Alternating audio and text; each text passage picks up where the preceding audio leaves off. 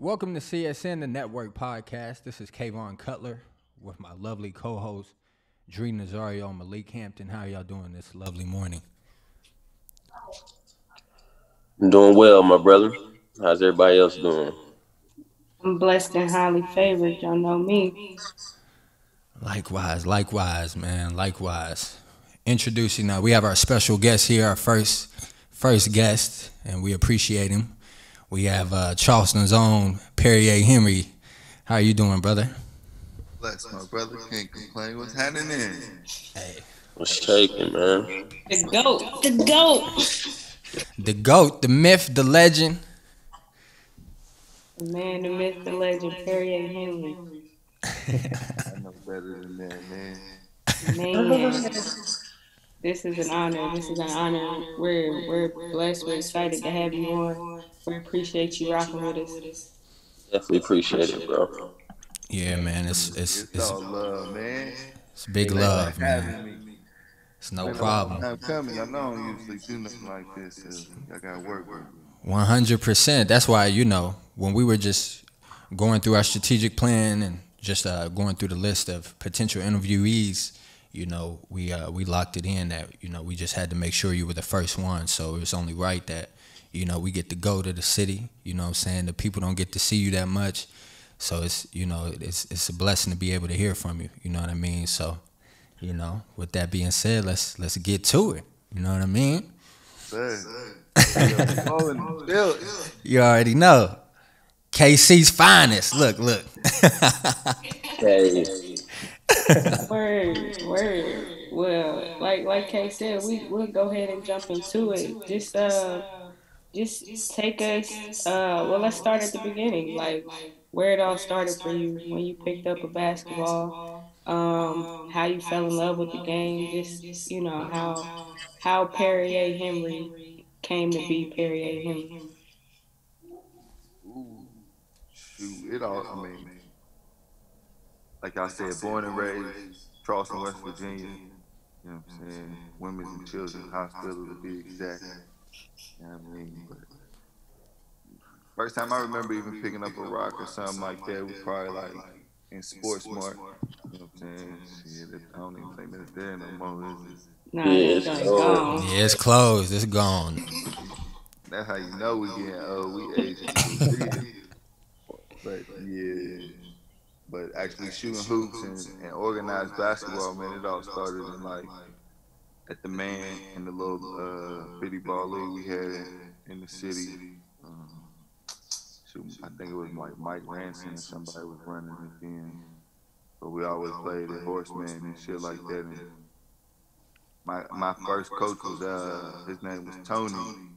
He actually lived right down the street from my mama and them house. So playing with his kids and things like that, he kind of got me hooked onto the league and actually knowing what's going on and how I can, you know, get acclimated with how the game's really supposed to be played and things in that nature. So I don't want to talk about what year it was. That shit, I was only like 4. So we them 90s babies. Yeah, look, you don't gotta remind us. Look, my birthday tomorrow. Look, I know we at the door. Look, We we getting on the real door close. at 30, Lord. Help me.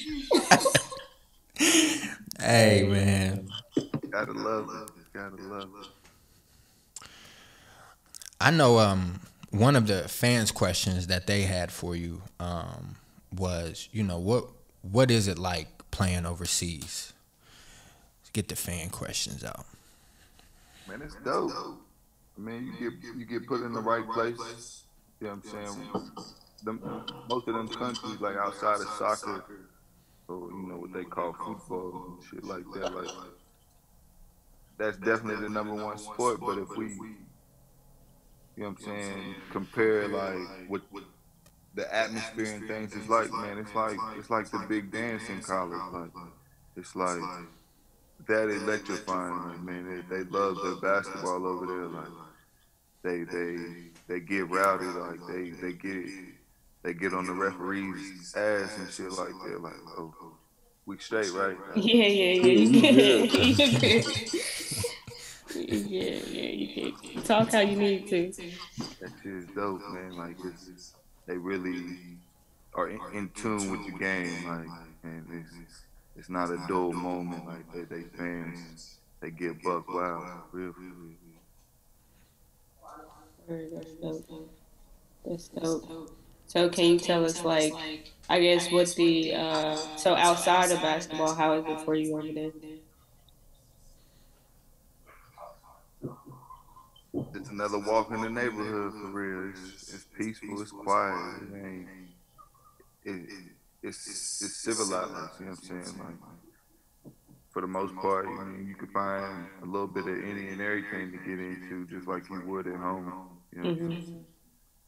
Mhm. It's people full of life, man. It's just different. It's just a different language for real. You know what I'm saying? They have different cultures, meaning certain places will be open and closed at certain times. You know what I mean? Like in Spain, it was hard to find a breakfast spot. Like real restaurants don't open up till like 1 o'clock in the afternoon. It's like, and then they gonna close right like 3:30, 4 o'clock, and not open back up till like 6 or 8.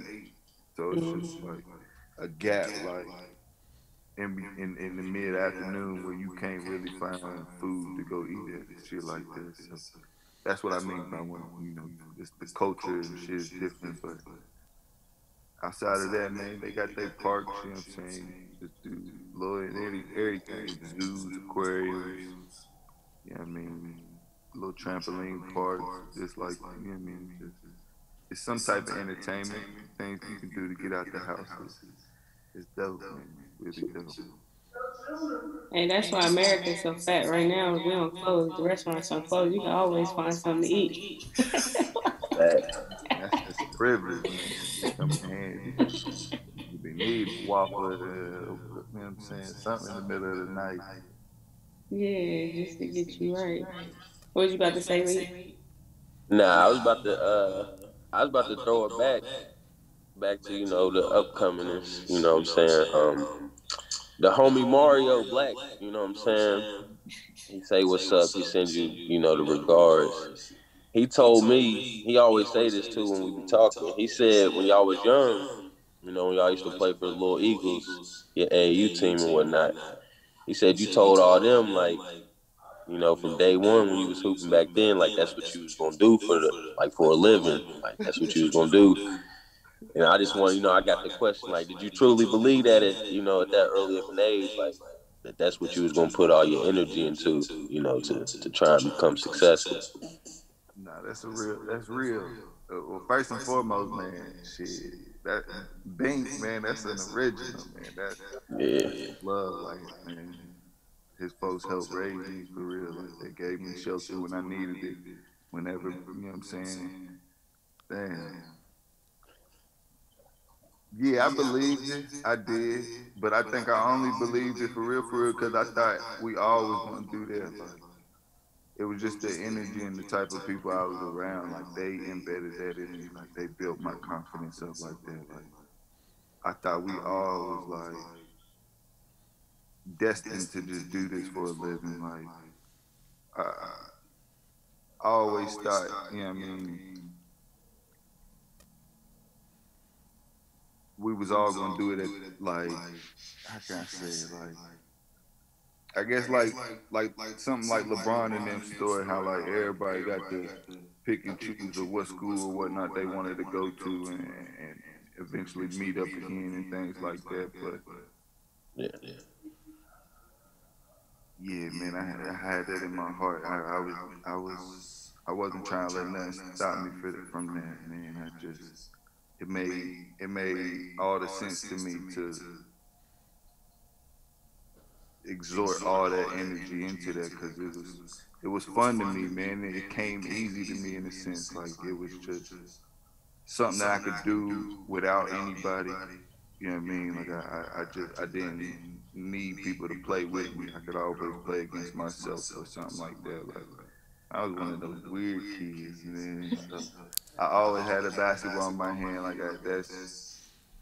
like walking down the street, you know what I'm saying, getting from school or going to, you know what I'm saying, the grocery store for Mama Dukes or something. Like, man, I was always having the rock in my hand, dribbling, trying to cross people in traffic and shit like that, thinking I was doing something. But I guess it really did, you know what I'm saying, eventually, like, Paid pan off. out like that. Like, man, Yeah. but all praise, honor, and big glory to God. Like, I couldn't have did that without it, man. Like, I thank all them for just really, you know what I'm saying, having my back and really, you know what I mean, rocking with me through my mistakes, my flaws, and all. Like, and folks in them really kept me up, kept my hope alive, and just, man, made me feel like I can really pull this shit off. Yeah, let's tap into Real. that like just a little bit more. And where you said, you just thought that, it was natural. That's what you thought everybody was gonna do. And just being where we're from, I think it's important for people to hear like that story that regardless of the circumstances, like you still tapped in with all these people that you grew up with. And it just so happened that, life circumstances took people in a different path. But just, I guess, my question is how important was the sport of basketball for you to, get, I guess, how did you stay focused, I guess? Because, like you said, that was everybody's goal, right? So, what allowed you to stay focused to actually reach the pinnacle of your goal, versus, folks around you? Man, I really think it was just the all the opportunities, man, that was given to me, man. Like I remember one of my OGs, man, my old head. He's like he would interview me for real, like after a game or even a practice or something, like, and like he would ask me questions like, you know what I'm saying, how did I feel about the game, or like, and he'd check me, like, let me know, like, yo, you being too wild, you ain't making sense, you talking in circles, or, you know what I'm saying, like, they'd correct me and little things like that. I say all that to say basically, like, I feel like I had a good team, a good supporting cast, and, you know what I'm saying, a lot of loved ones around me that prepped me and coached me up to, like, stay focused and keep going and understanding, like, man, you don't know it all yet. Like, man, there's so much more to this game that you haven't even attacked yet. Like, you can always get better and you can always do this, that, and the third. And for the most part, man, I try to look at every game or every time, you know what I'm saying, we playing fives or pick up or whatever. I always had in the back of my mind, like, man, there's always somebody watching. Like, there's somebody in that stands that knows somebody that knows somebody. Like, word is gonna get out. Like, if you know what I'm saying, make a statement. If you try to, you know what I'm saying, make an example out of somebody. Like, you gotta really just have that dogfight in you and find your style of play. And once you figure out how you really, want to present yourself in between those lines and find your identity, man, you gotta, you know what I'm saying, it's balls to the wall. Like, you gotta go all out. And shit, y'all know how I came up, like, and it was my livelihood. I was already, like, in my head thinking, like, man, this is paying my bills and shit.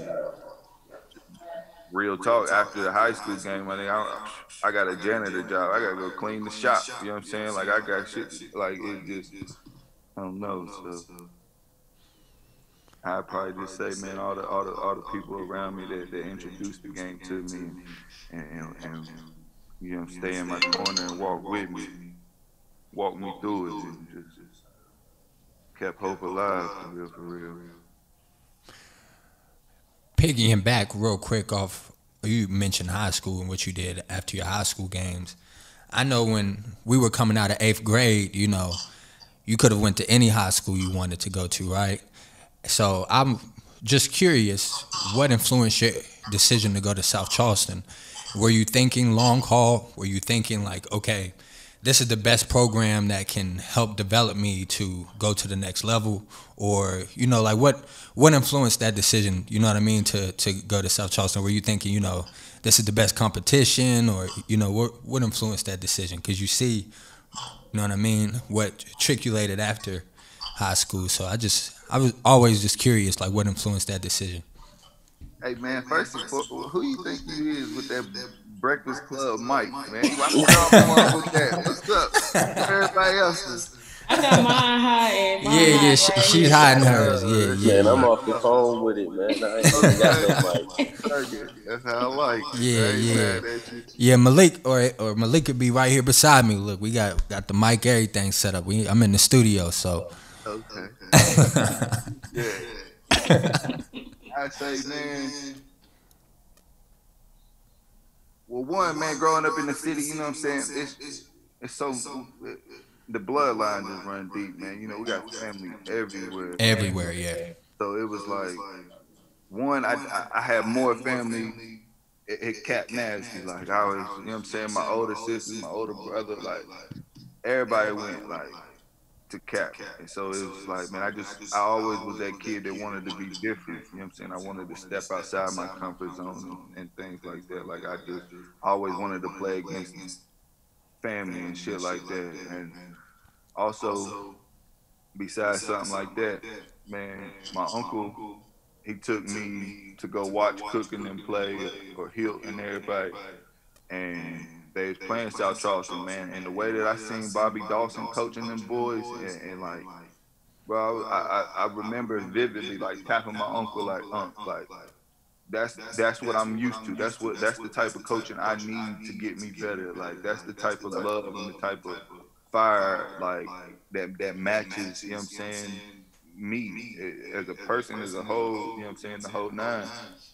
And I was, once I found out, how I could my living situation, you know what I'm saying? Shout out to Spurlocks, the whole nine. Shout out, you know what I'm saying?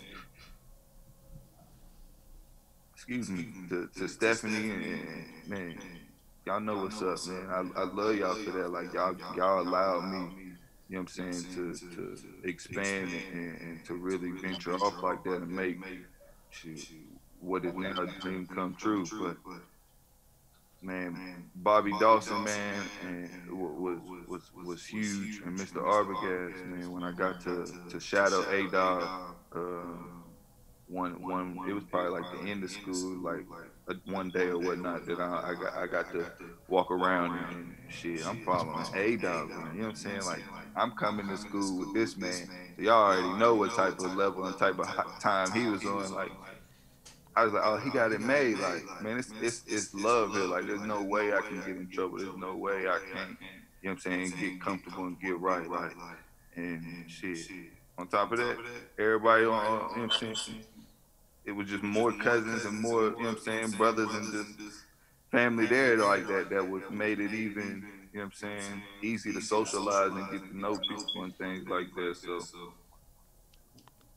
and Reezy, South Ave, you know what I'm saying, they had a big part in it, talking me into it and shit like that. So, man, I wish all of us would have, you know what I'm saying, made a powerhouse. Now looking back at it, like I really feel like it made more sense. We all could have, you know what I'm saying, exploded if we all would have stayed in house and just took over the city. And you know what I'm saying, that I feel like it would have made us more nationwide and shit like that if we would have did that. But we too competitive and shit like that. Like I love cuz like Turk, like shit, we won ships together before high school and everything. Like we always, you know what I'm saying, all stars. Man, I wanted to go to school with bro, like. But in the same token, I always wanted to play against because I wanted to try to dunk on him. I felt like nigga ain't had no hops if I can't, you know what I'm saying, catch a body on Turk. Like, yeah, shit, that was my accolade. Like, you know what I'm saying, there's little things like that it just pushed me and wanted you to play, a little better, give you that edge or something. So, man, just the competitive spirit, man. And I feel like, man, it was only right being a Black Eagle, man. It all came. It came. Ooh, no, just playing.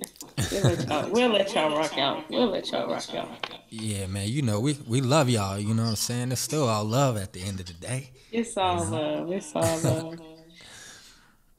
I had a follow up question for that as well, because you and I both know, we always had a great rapport. Remember when we were in high school? Remember, you may not remember, but I bet you $100. I'm like, bro, I bet you go back to VCU. Remember when we had that conversation? And you was like, nah, bro. Now a lot of people don't remember the times, but VCU and Coach Smart, man, they were making moves back then. Like he was really emerging as, not only as a top black coach, but one of the top coaches in the nation. He was really making strides in that program. So just educate the people that may not remember what influenced the decision. Because remember, you had got hurt, right? AAU trip. So you had committed early to VCU. But then you had switched your commitment to UNCC. So, of course, they was down with you. VCU was, holding you down throughout your whole tenure of you having that injury back in high school. And you can speak on that too briefly if you want. But just educate the people on, what led to that decision of, switching your commitment from VCU, with Coach Smart, who I hope has continued success to now, you was I came and stayed with you in Charlotte. Boy, they had you on the billboard. You would have thought it was BMF in Atlanta, boy. Hey, they loved you in QC, boy. We was just young, 18. So like, what influenced that decision to go from VCU to UNC Charlotte? For those that may not know. That's crazy. Like I don't even y'all be bringing it. Like that's why I love y'all because I like this stuff really be in the back of my mind. Like I be forgetting little things like that. Like man, that's real. That shit was love in the QC. But one thing about VCU, man, like you said, they was making noise. They went to the Final Four and everything that year that I committed. Like I just one I thought Shaka Smart was going to leave. I didn't think he was going to stay in that small school just because of how well he turned that program around in such little time. Um, and that was the only reason why I would have went to that school was simply for that coach. Like that man used to come up on the hill with me and kick it, like sit in my living room and watch TV with me or something like that. Like we'd go eat lunch. Like it was a different type of recruitment style that he had with me, and that made me feel, what I'm saying, like I could really trust this man. I mean, y'all know how it was, like growing, like man, I ain't feel like you could trust anybody, like especially no older man. Like shoot, it was hard to find some real good men around like that in our time. But that made me that made me put my guard down with him, and it was like all them other coaches and things like that. Like even though they had bigger schools and things, like they just didn't put forth the time to really get to know me as a person. So I felt like if they not doing that now, then they really just going to use me for those little bit of time that I got in school, and then that's it. Like they gonna cut ties. Ain't no more open line of communication. Like they not gonna help me, you know, better myself as a person, let alone, you know what I mean. So after it's all said and done, man, I wanted to find that family, that network, like to be able to turn around and help somebody else get up out the hood, you know what I'm saying, about the city. So I knew I got to find a way to build a team or build these relationships with people of power that's already, you know what I'm saying, it ain't their first rodeo, and try to connect the dots. And I how much I learned from that coach during my recruiting process is what made me feel like that's where I had to be. But then things happened with my injury. I felt like, um, the last person that I went on campus with to VCU was my papa. I had ended up losing him. You know what I'm saying? And I was like, no, I can't. That's too heavy on me. Like, I'm not trying to be in that same office and every day and just picture, you know what I'm saying, my man's being there and whatnot. Like, it was too much. My fault. So, Anything. um, We know you Hollywood. It's all good. nah, them folks, uh, them folks had me, man, really like loving the whole staff, the whole team they built. You know what I mean? I visited the campus and things like that, and I seen where it really was in Richmond, and it was just like, it's all right. You know what I'm saying? It's something. You know what I mean? But it's Yeah. still a little rugged. It's still, Yeah. you know what I'm saying? It's the trenches for real. Like, You seen VCU campus, you like, hey, they ain't got much to bring you there. yeah, and I was like, man, it's a dirty business. That coach get up and leave me like that. Like, I ain't trying to be stuck there. Like, what you got there, man? I ain't have nobody to walk me through this type of process. Like, I didn't understand recruitment. I didn't understand the name of the school. I didn't understand, you know what I mean? All them. I just knew we knew levels. We knew D1, D2. Like, that's really all we had to bounce off of. But on another personal note, outside of my papa, is like I lost all my scholarships when I got my injury. Like, everybody dipsetted on me. Like, all my football scholarships, the basketball, the ones I could have played both at, the whole nine. Like, man, it just fell apart, and I felt like, all right, I gotta snag VCU because it's all I got left, or I can't go nowhere else. Like, I did all this hard work. I done, you know what I mean, got to this point for nothing, and that's another reason why I jumped the gun for it. But the reason why I decommitted outside of thinking Shaka was gonna bounce, it was like Charlotte came in the picture, and the coach that recruited me, since it wasn't even allowed to be recruited type time. Like, this man been watching me since I was a kid, was an assistant coach at Virginia Tech, and shit, like, we used to always go there for the elite camps and stuff, Yeah, yeah, carpooling, whatever we had to do. Like, man, folks knew how to get there. That wasn't too far away. That's shit. yeah, That's right off the E-way. yeah, That coach gave me a call when I was in the hospital, and he let me know, like, man, well, there's still an opportunity or a chance for you to come here if you would like. Like, you know, the type of relationship we had. I remember it like it was yesterday, man. I was really in my hospital bed. It was 3 days before I was supposed to check out the hospital when I got that call from him, and he told me that I could go there. And I was like, damn, Charlotte. I don't really know much about that city either, but I know my old man. He running around there somewhere. So shit, I'm trying, you know what I'm saying, build that relationship. I'm trying to get close to him and try to, you know what I mean, make up for some lost time. Just, you know what I mean? And that was it. That was the only upside I had to it. Like, why Charlotte got chosen over VCU for real. Not much to it, man. Made that story sound longer than it needed to. nah, that's all like, pertinent information. Just like the ruggedness of the recruiting process. It can be so rugged. It can be vicious, like you said, just from, especially in our times, I feel like, I was just talking to Kay about this the other day.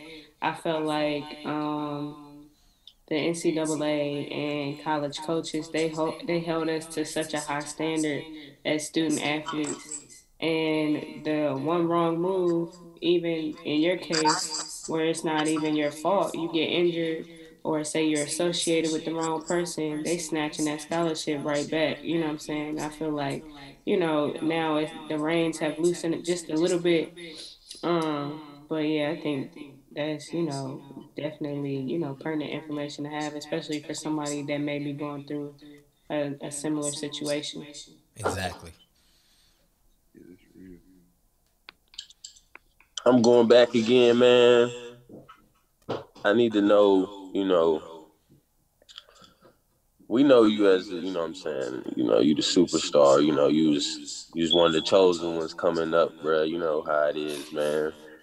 Um, I didn't know, but we all know, it started on the defensive end with you, bro. Like, who put that in you, like, to like, you know, to turn it up that way? I remember coming to some games where you might not have had it going, you know what I'm saying? The J might not have been falling, nothing might not have been falling, you know what I'm saying?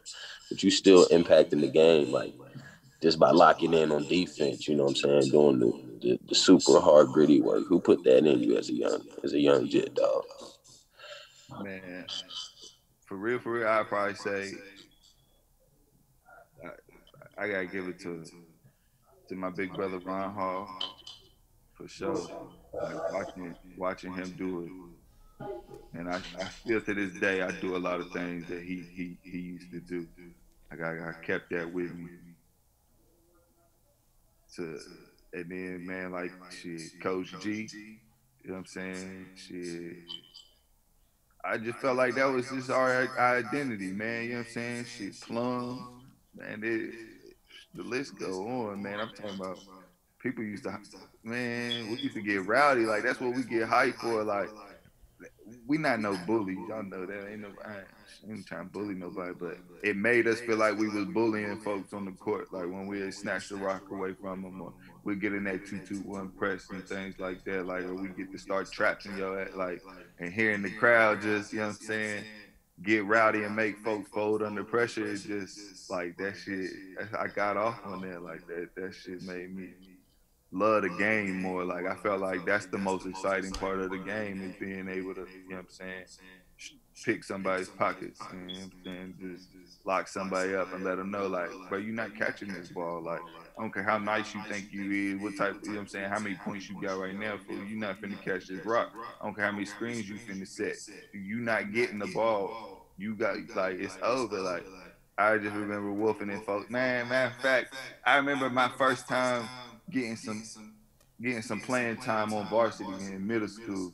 Mark Mason put me in right after halftime. We was down probably like 12 or something to the wall, and we was up there too. We was on the hill, and I was guarding. Man, what's his name? I can see his number right now. He's wearing number 11. He was a point guard. Damn, what's his name? Matt. Matt was his name. Yep. I ain't trying to throw nobody government out there, but you know who I'm talking about. Anyway, and after the game, you know what I'm saying, we got a video session or whatnot, and Plum pointed me out. I'm in sixth grade, like, and this man pointed me out during that whole second half, and he was just showing how like I'm in dude's face, like literally, like I'm skin to skin, like rubbing elbows with him, like really getting in buddy's grill, like, and he was like, man, like the way that he acknowledged that, it made me, you know what I'm saying, want to do it more. It made me feel good. It made me feel like although we lost, I still helped or was, you know, added something to the team.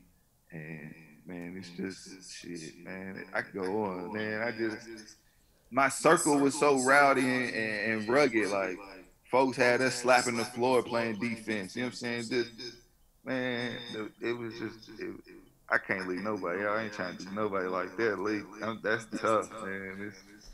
I I feel, give it. man. I give it to Hill, man. I just leave it at that. But everybody else know the role that they play. Like, man, that shit.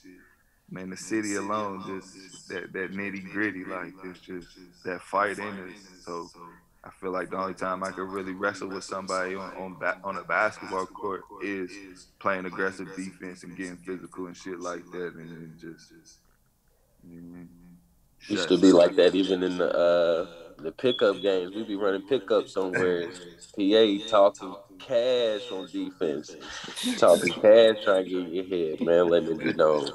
No matter who on this team, they gonna lock up. But I got another question too, bro. I'm the football guy on here. You know what I'm saying? I mean, K play too. You know what I'm saying? But I'm that football guy. So I want to know, how much did you like the game of football, bro? We grew up. I done played against you in midget league. You know what I'm saying? You know, uh, KC when y'all stacked the deck on us, you know what I'm saying? We still had the best in the valley though. Shout out Keon, you know what I'm saying? Keon was a dog. And I don't know if you remember this either, bro. Like we was in high school. We watching G Dub and C play. This is my freshman year. I think I'm a freshman, so you had to be like a sophomore. And we in y'all student section. It's a game in Oaks. In y'all student section, you ain't playing football. And me and you sitting right there beside each other, you know what I'm saying, watching the game, you know what I'm saying, talking.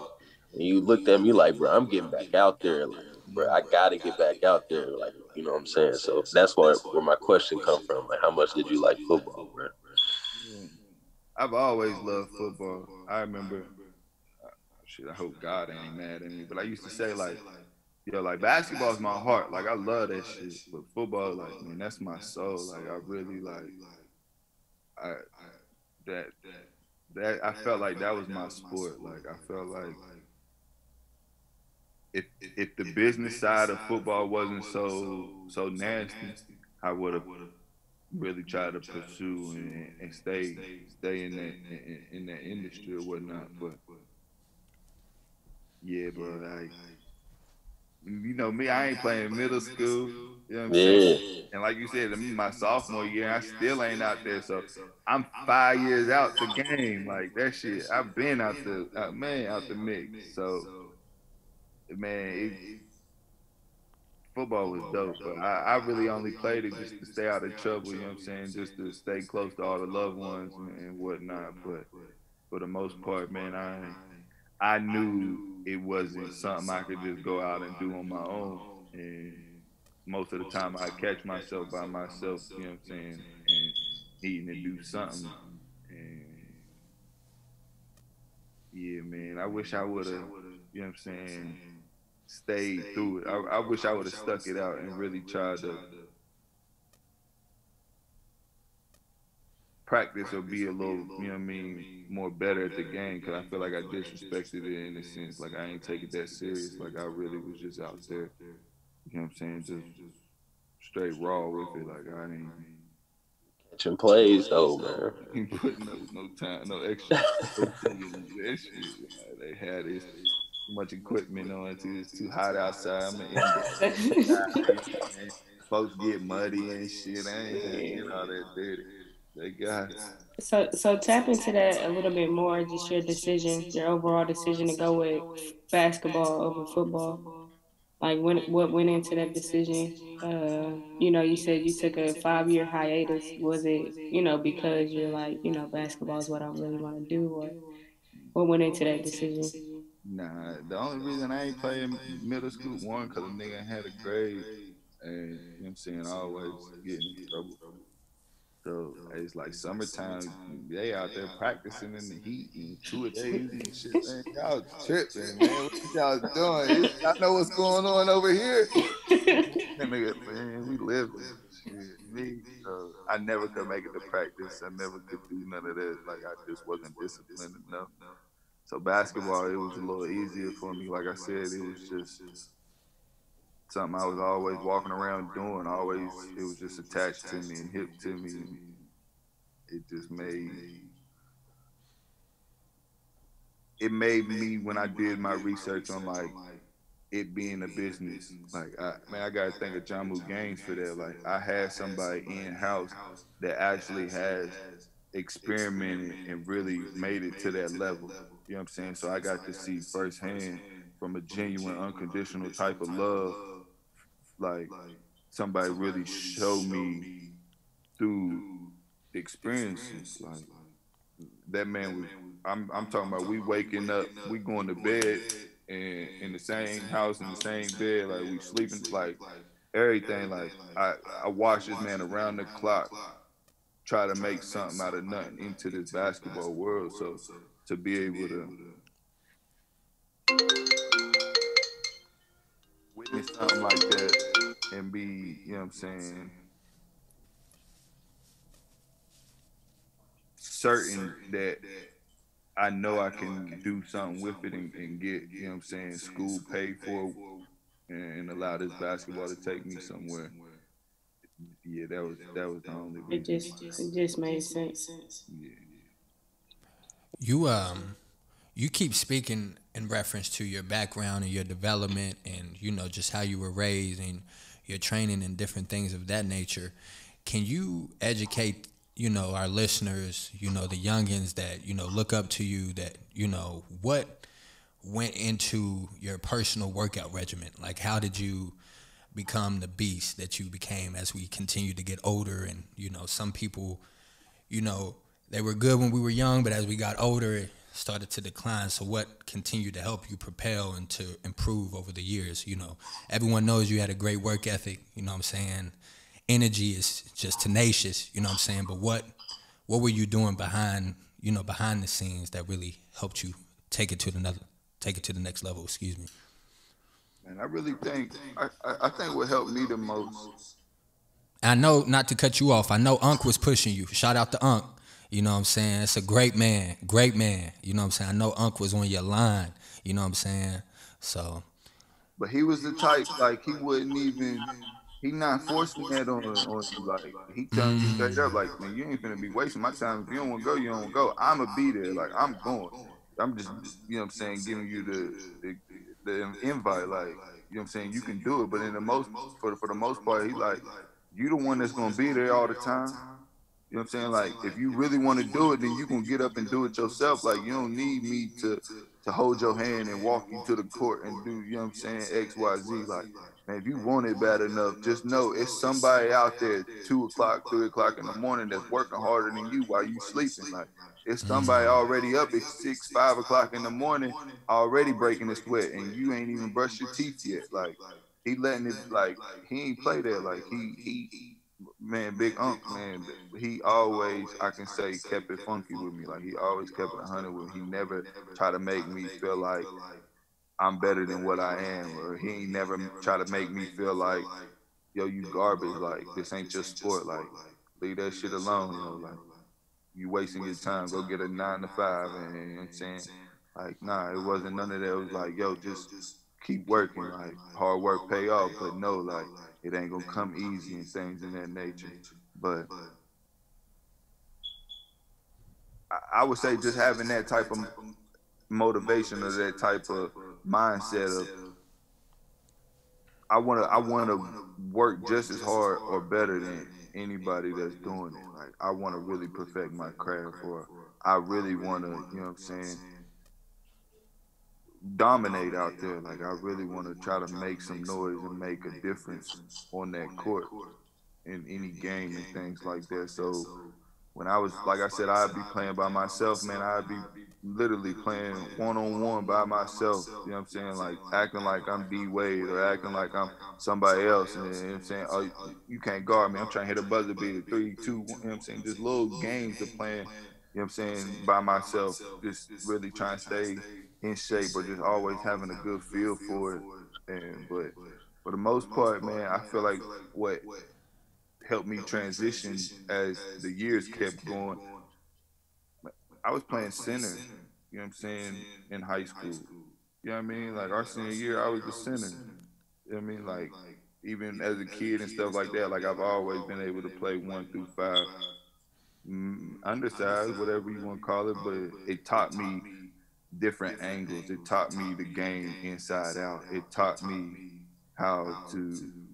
It really don't take that many steps from the 3 point line to get into the paint. You know what I'm saying? You can do that in one dribble.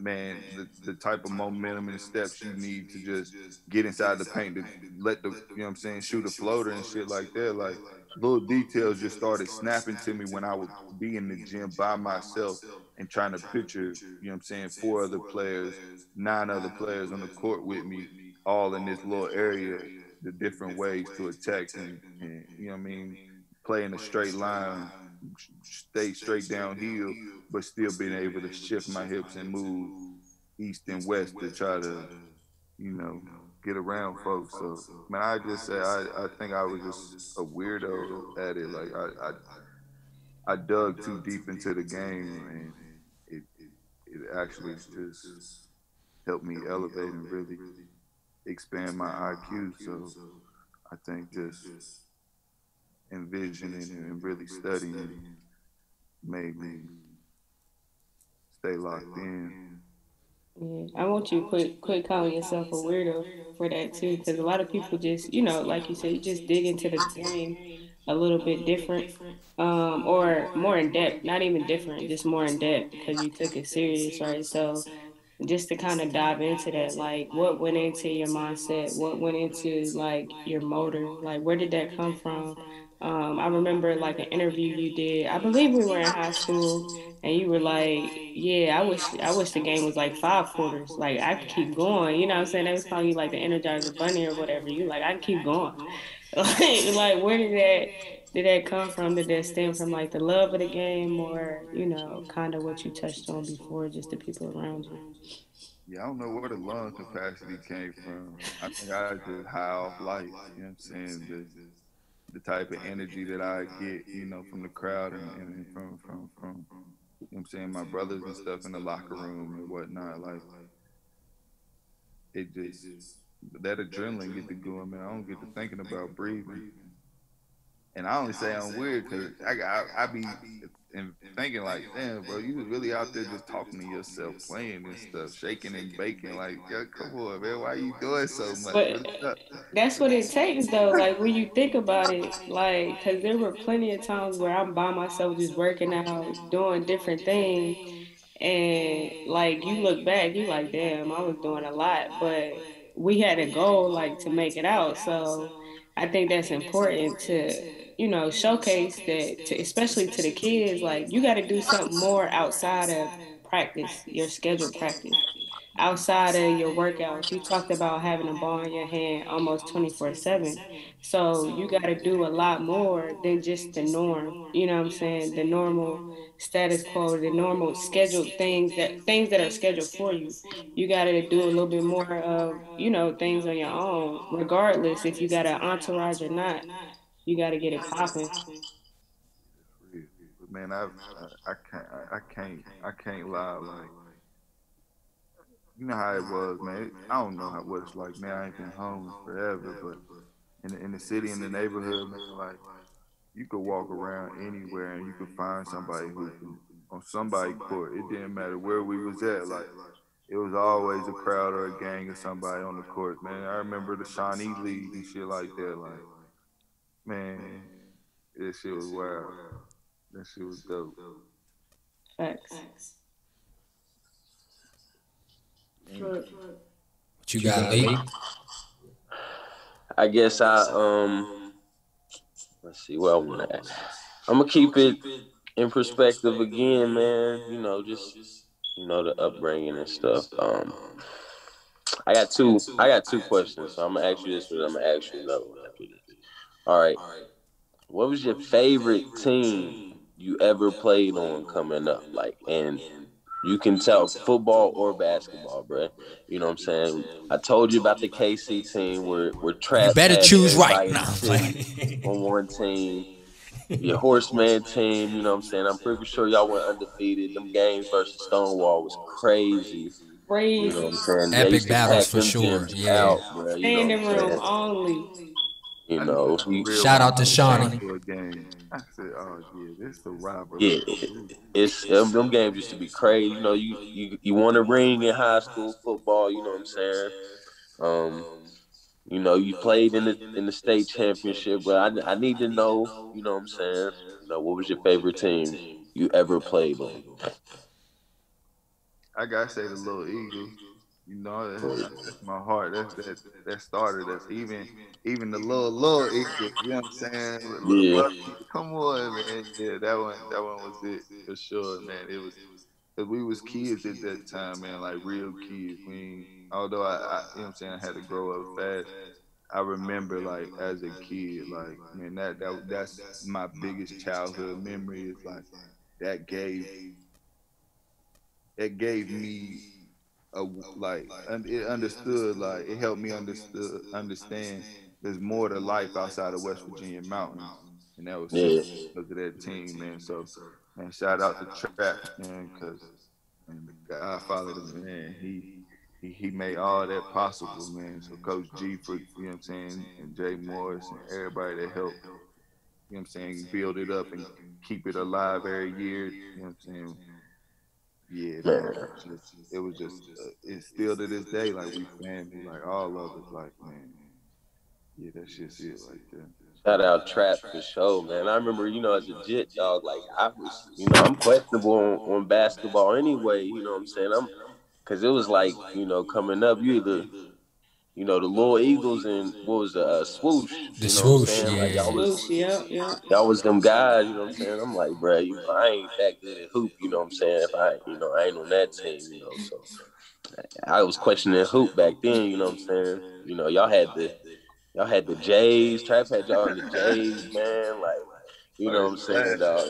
Y'all was like, I think y'all came like number 3 in the nation too, right? You know what I'm saying? Yeah. Something crazy, bro. Like I was hoopers back then, man. So I was even questionable on hoop back then. I'm like, bro, I ain't on they level. You know what I'm saying? I don't even know if I might just stay with the pigskin, man. My second question is, um, who's some of your favorite hoopers to watch coming up in the city? We came up watching, a lot of hoopers too. You know what I'm saying? Like my favorite all time for sure is Cook. I used to love going to them cap games, man. Like, you know, I think who else? Brett McClanahan was nice, man. We had some we had some nice Brett. dudes, you know what I'm saying, to come up watching, man. Who was some of your favorites to watch? Man, that's tough. That's tough. Cause man, I love almost everybody's style of play. Like, you know what I'm saying? Everybody, because everybody got a role on the team. You know what I'm saying? Although they are probably more versatile than what they get to show within that system. But like we grew up watching folks, you know what I'm saying, playing the part. You know what I mean? Like we watch Mm-hmm. folks, you know what I'm saying, really play on the concrete and you know what I'm saying, outside of the hardwood and shit. So it's a different light when you can do shit like that. But golly, I'm about to try and name damn near everybody if I can. This off the top too. This fresh. This is not rehearsed, folks. This is so don't be mad. Cook. I'm gonna go. I gotta go. Cook. Hill. Shit. I'm gonna go with Malik. Cuz was the nastiest lefty I seen. All right, Will. You know what I'm saying? Motherfucker. Billy D was nasty. Man, LB. Ooh, LB was LB, that's tough. LB was tough. Man, golly. That's Cap's last championship, ain't it? Hmm. We was just talking about LB the other night. I didn't personally get to see LB hoop, but they said, bro, it was special though. Tyrone, Rolo, man,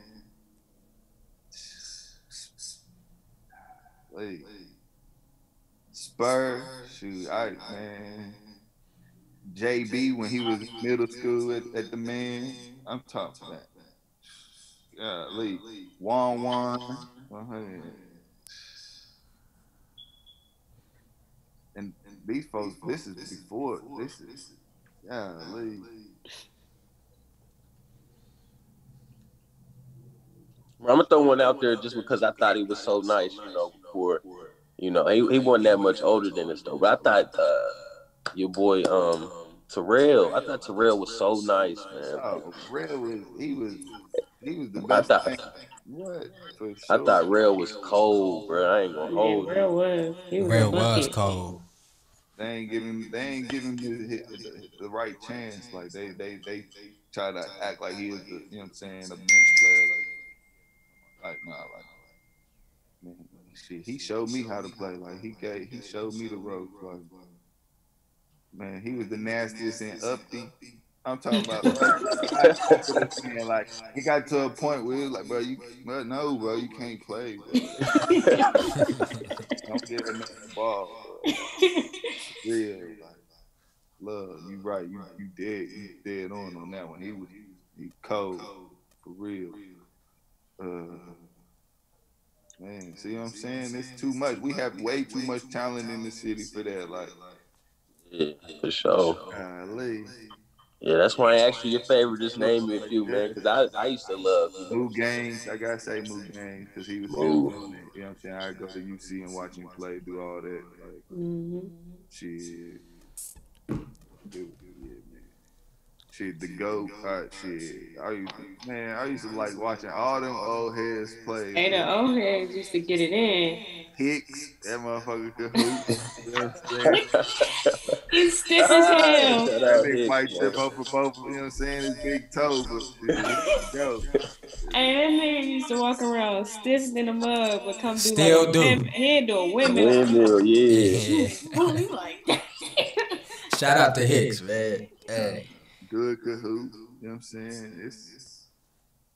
Man, yeah, I was blessed, man. I was blessed to grow up at the right time to be able to see, you know what I'm saying, a lot of good basketball and a lot of, man, true raw talent, man. Like, we built differently from that, man. We built differently. Like, this shit crazy. Facts. Facts. Piggying back off that, since we going down memory lane, because that was a great series of questions, Malik. It kind of correlates with the same thing he asked. What is your most memorable sports memory?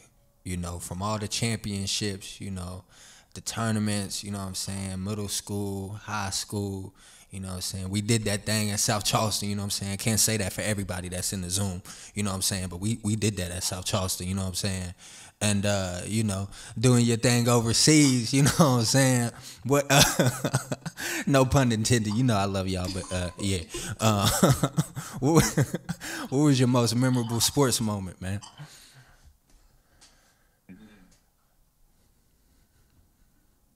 You probably ain't even believe this. You probably don't even remember it, but I remember we was playing Martinsburg, bro, and I missed that free throw. We was up one. I had a one-on-one. I ended up missing that free throw. We ended up fouling. They made both their free throws. They went up one. We only had like 5 seconds. We had to, you know what I'm saying? Talking about sophomore year. Yeah, sure enough.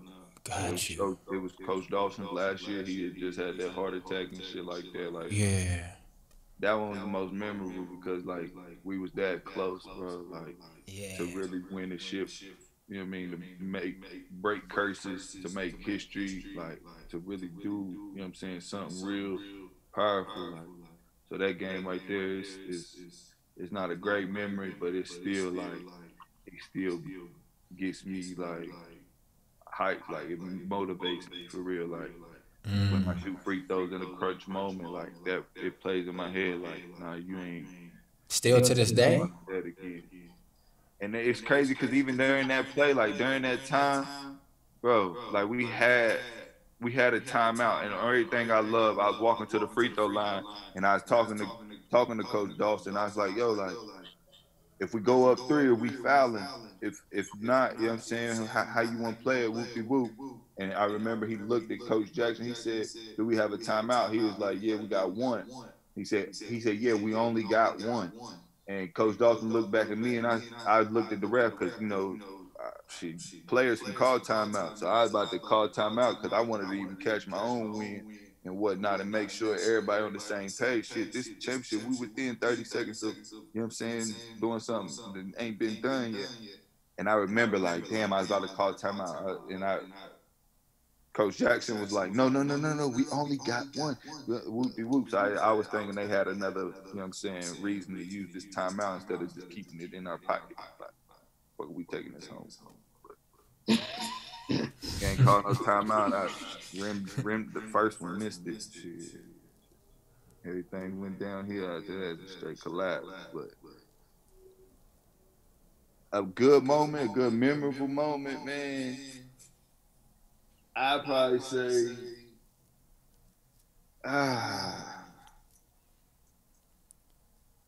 probably my career high at the SC Rec. Man, folks went nuts that game. We went like, what was it like? Shit, we was holding y'all up, Dre. I think y'all was finna play right after us for real, for real. Oh yeah. You talking about that game against Cap? The MSAT. You know what I'm saying? MSAT. Man, like that shit was, man, that shit was live, bro. Like that shit was, Was electric. that That shit was one of. was that the year we played y'all in the championship, Night of Champions? I think that's what they called it, Night of Champions. Yeah. Hell yeah. Hell yeah. That was a nasty game too. Right after that, You sure, ooh, P? I feel like that game you speaking on that might have been our senior year. You I said want to that say game what? the game you speaking on. I feel like that was our senior year. G Dub and SC played our junior year in the Night of Champions. okay. Okay. Yeah, yeah, yeah. Y'all know I got a photographic memory. You know what I'm saying? Just throwing that out there. You dig? You know what I'm saying? But man, uh, no, that's what's up though, man. I appreciate the honesty in that answer for sure. A lot of people, they wouldn't bring up, something that could be viewed as negative, you know what I'm saying, as their most memorable sports moment. But I like how use that and channeled that pain as motivation, going forward. That's crazy. You still think about that to this day, you know what I'm saying? I forgot all about those series of plays, you know what I'm saying? Because, of course, and you know this, especially all y'all, being hoopers and, us being football players, league, it's never just that one singular moment. You know what I'm saying? It was a series of events that happened all throughout the game that, caused the end result to be what it was. You know what I'm saying? So, but yeah, that game was, both games was crazy, man. Our freshman year against Woodrow, that was crazy, man. Ryan Powers and them was putting on the show, boy. Gone. I can't, man. Turned up in that game. Man, did he? I'm like, Shooter, bro. You gotta respect. right. But you was definitely acting different that cap game. Our senior year, you was on a different type of time, man.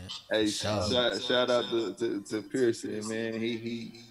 It's shit funny. I could probably tell that shit now, but I remember big bro, he told me he was betting on me. He was like, hey, you know what I'm saying? I got this on you, whoop de whoop. You know what I'm saying? You do what you're supposed to do. You know what I'm saying? And got you a little something, something. that's why y'all used to be locked in like that off the side. That's funny, son. I remember I got a steal and I was about to go punch on somebody and respectfully, you know what I'm saying? Bro put me on my ass. Like, you know what I'm saying? Ain't shit easy in here. Like, we niggas is going hard in the paint. Nigga, that Yeah. shit hurt my back so bad, bro. Nigga had to go sit down, sub, you know what I'm saying? Whatever.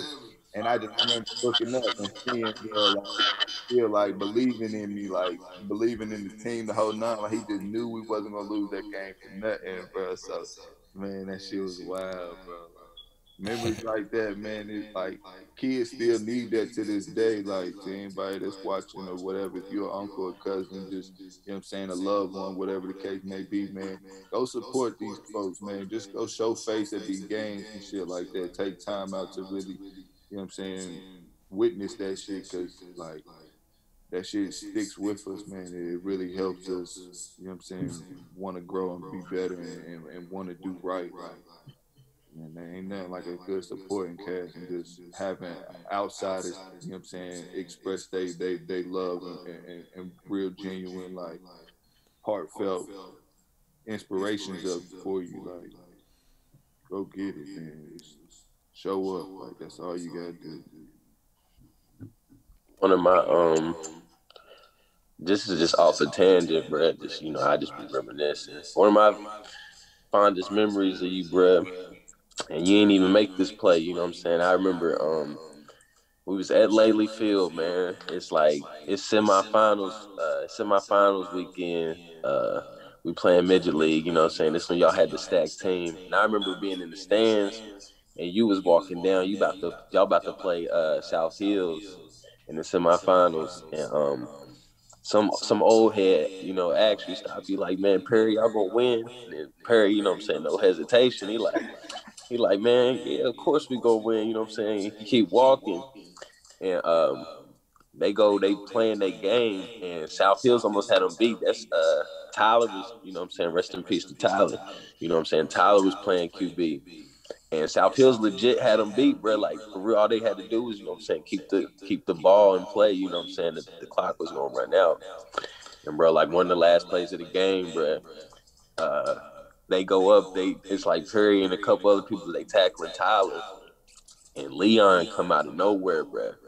take the ball from bruh and run it back like 80 yards. I'm like, dang, like, you know what I'm saying? I'm thinking we going because I know we gonna beat South Hills if we play them, you know what I'm saying? We had beat KC earlier in that year. And I'm like, man, they gonna lose, you know what I'm saying? And then like, that joint happened. I'm like, damn, he was right, you know what I'm saying? By any means they was gonna win. That's one of the funnest memories I had, man. Damn, that's cool. I remember that shit too. Cause man, we had that beat when we were walking to the floor. How that shit go is? Yeah, man, we was rowdy going in that bitch. Like, but yeah, man, that's just the mindset we had and the belief that I really had in shit in the family. Like, man, I already knew how we was bred and what type of people we was. Like, we ain't give a damn, bro. Like, it was all or nothing. Like, you would really think, like, man, folks' life, freedom, and shit was on the line for that shit. Like, I Man, remember that play too. That nigga Dusty almost tripped over the chalk inside the red zone. Like, what are you doing, man?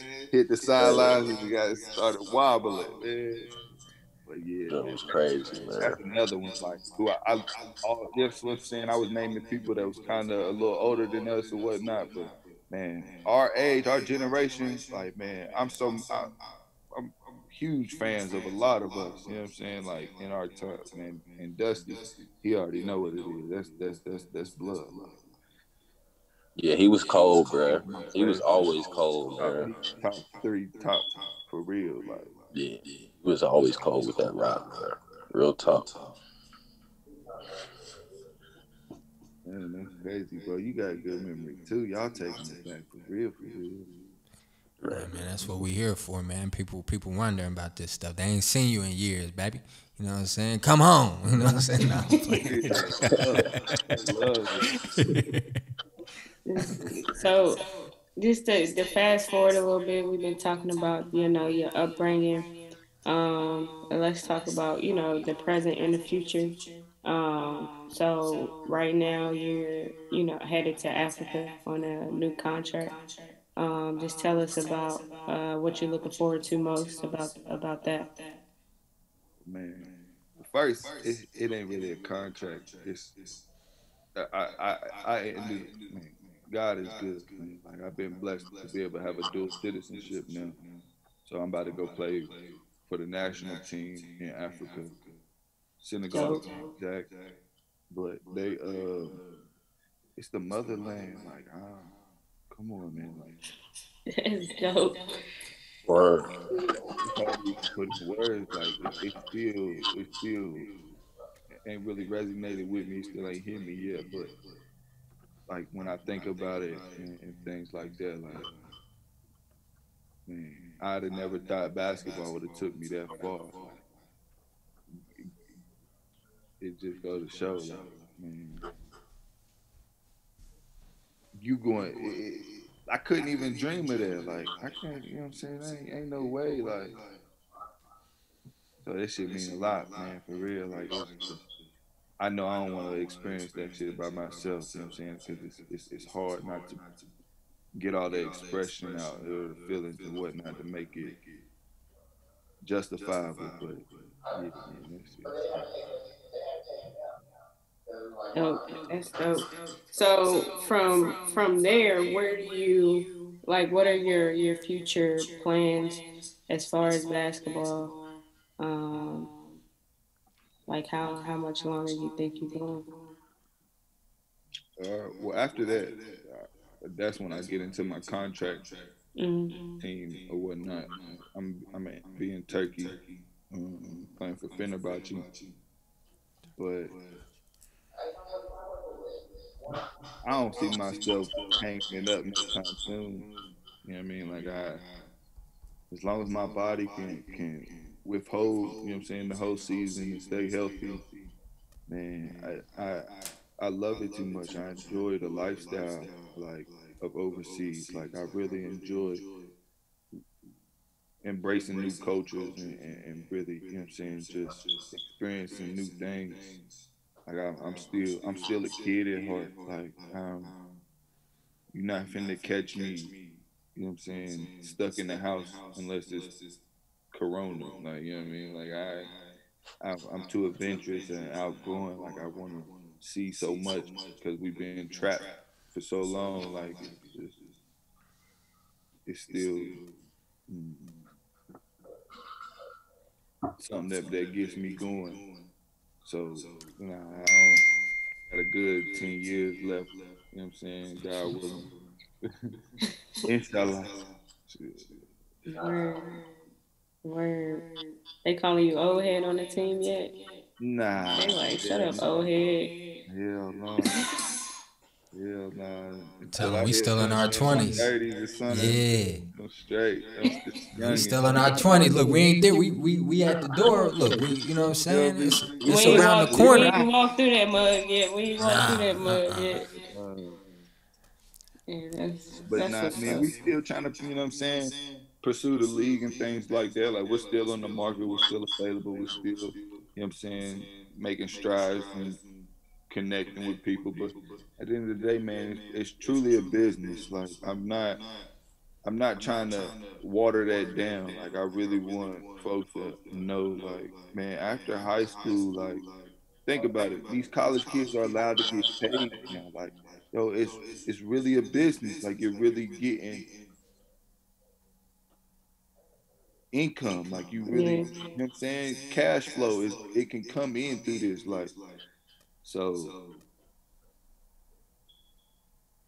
that's one thing I want to try and touch bases on if we can some way somehow is I want folks to understand the investment that these clubs are make and why it's not always so important to be at the highest club or the biggest clubs and things in that sense. Like, man, there's so many different leagues out here.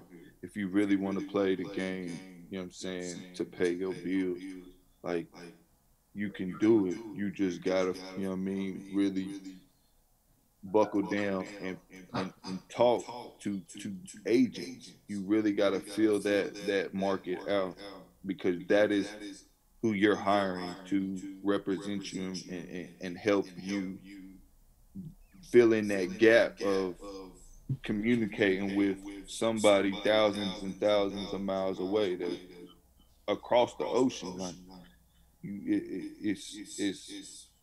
it's more challenging than what we would think, and it's not prepped or really talked about in the college world. Like my my college coaches and stuff, they didn't hook me up with my agent. They didn't tie me in with people like that. You know what I'm saying? Like I did that all on my own. Like I really like thank God the trap, you know what I'm saying?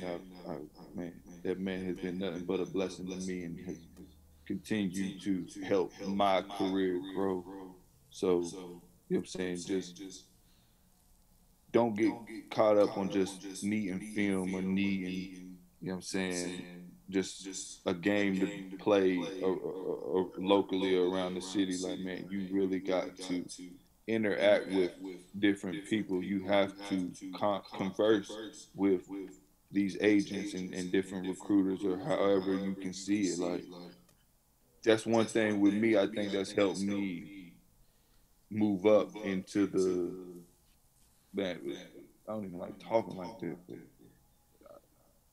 the highest level overseas is literally like talking to these front office people when these clubs sign me. Cool, my agent did his job, he did his part. He got this club, he got these people, the owners or whatnot, these coaches, to know my name. He got them interested in wanting to see me play and see, you know what I'm saying, what I have to offer.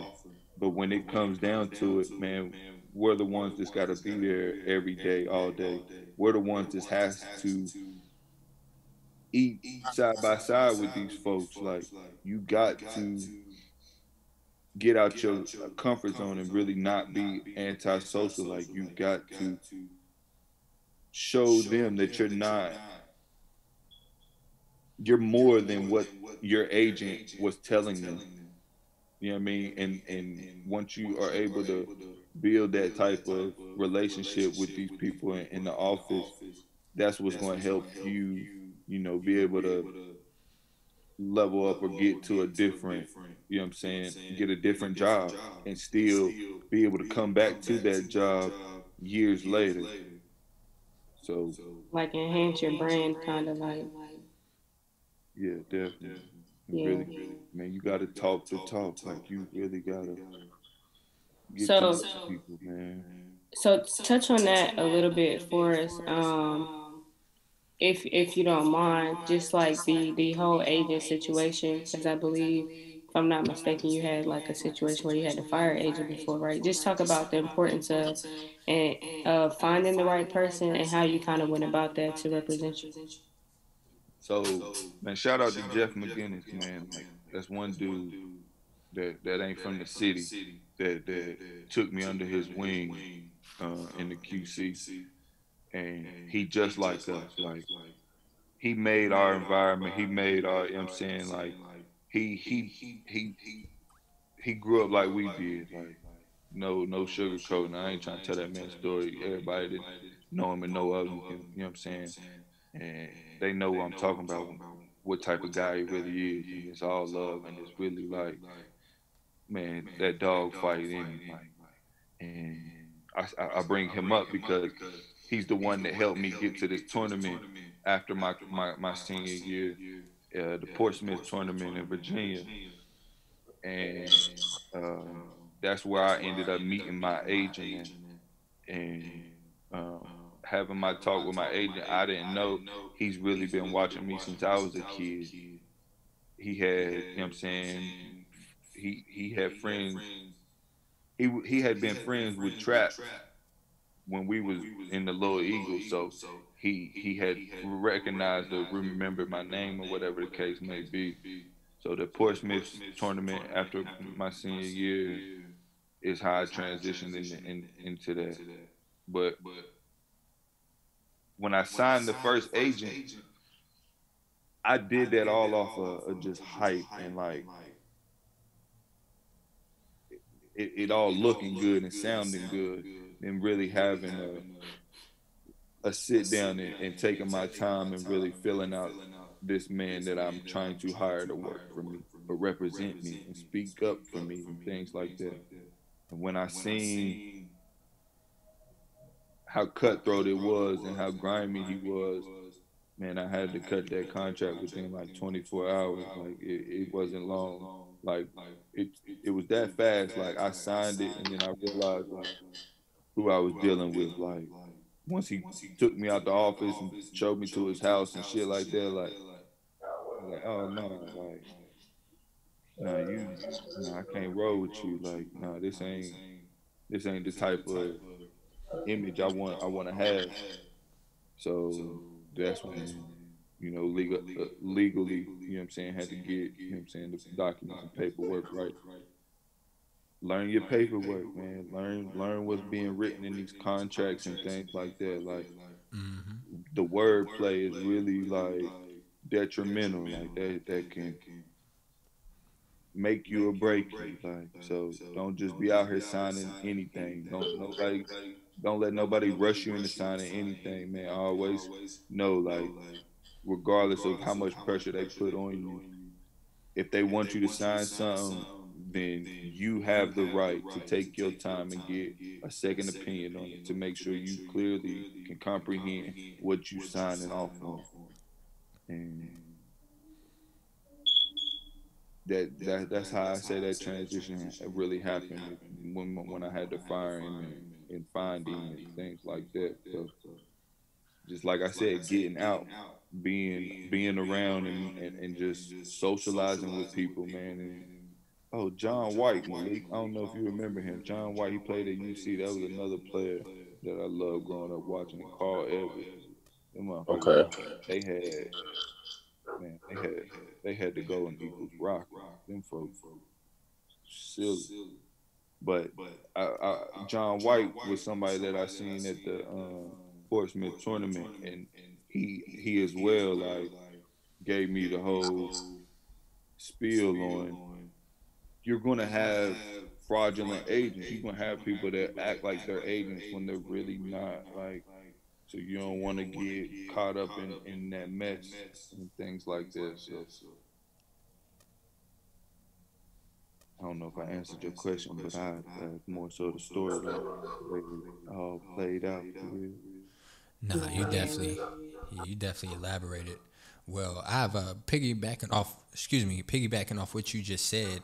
Can you expound on what you mean on the Portsmouth tournament? Like basically, for the youngins or the listeners that are out there that are curious, how do you, I guess, gain the opportunity to go overseas? Like I presume, of course, you have to go to some type of showcase, some type of tournament. Is that what you're mentioning? Is that what you're speaking on? That Portsmouth tourney? That's what the showcase is.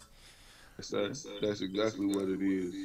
It's more so only for seniors that graduate college,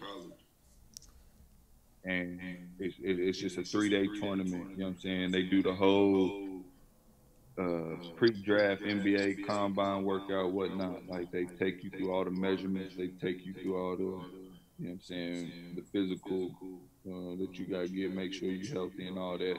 And you just play in the tournament for 3 days, you know what I'm saying?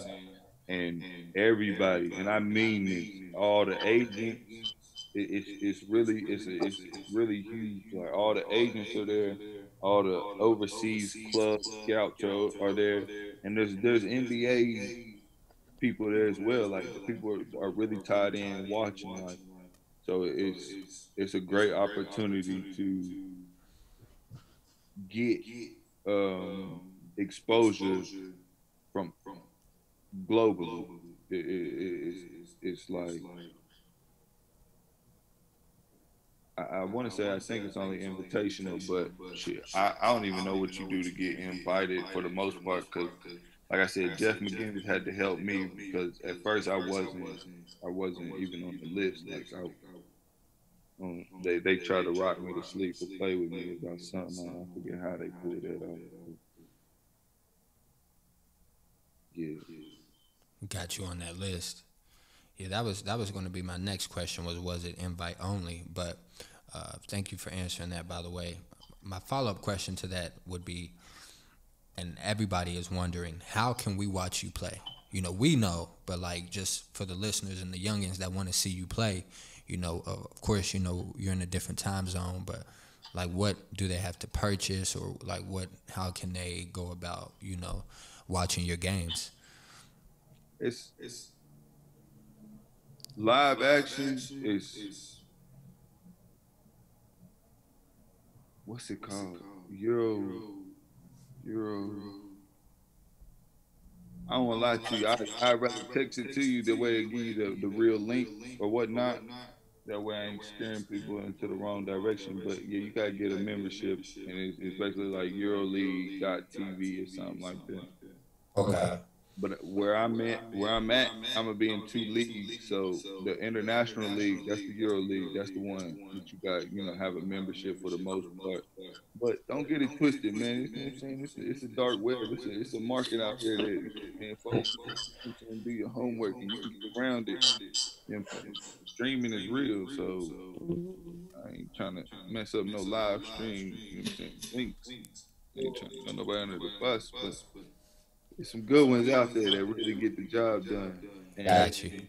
my domestic league in the Turkish league, when I was there, it wasn't easy to watch. It wasn't easy to find because it's just they just televised and things like that. It's not really even on their network like their regular cable and shit like that. But Oh wow. Okay. yeah, we gonna figure that out. That's one of the hardest things is the streaming thing, but it's definitely out there. But if you ever, sorry, if you for real, if you ever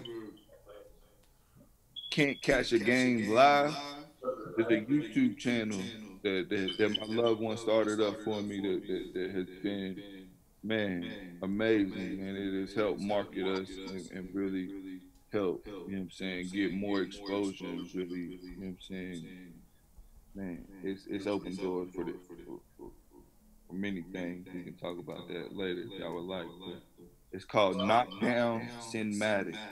That's the TV channel on YouTube. And every game that I've played past season or whatnot is on there.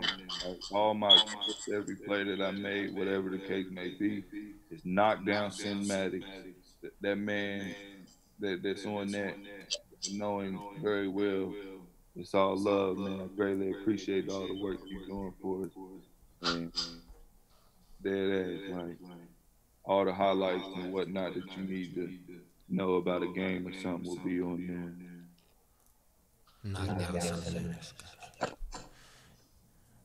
Yeah, you know you got your masters. I know you don't need to learn how to spell nothing.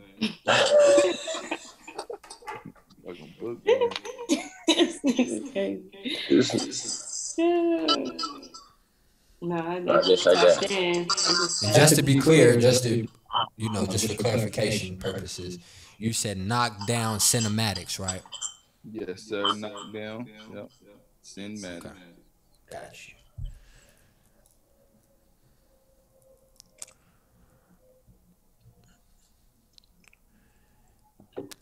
tough. Yeah, just tap into that.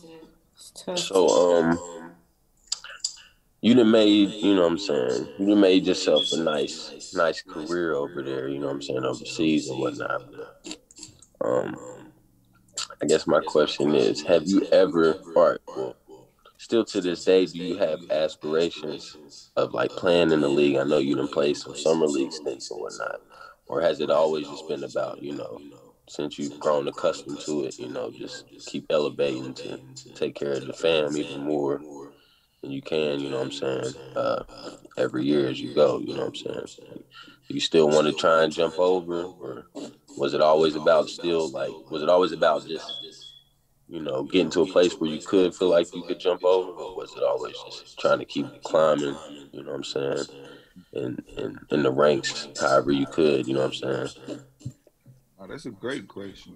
I'm gonna keep it. I'm gonna keep it all the way funky with you. Like I'm at the point now. Like I said, it's a business. So I still have I still have opportunity. I still have been given offers to make it to the league, but none of them have been, you know what I'm saying, worthwhile. You know what I'm saying? Like the league is just like bet on your it's like a bet on yourself league. You know what I mean? Like it's it's folks taking deals that ain't even guaranteed. Nothing in the deal is guaranteed. So I'm at a point in my life in my career where I need security. You know what I'm saying? I'm still chasing that stability. You know what I'm saying? I'm still trying to create that generational wealth. Like I'm not there yet. Like I'm not comfortable. I'm not content.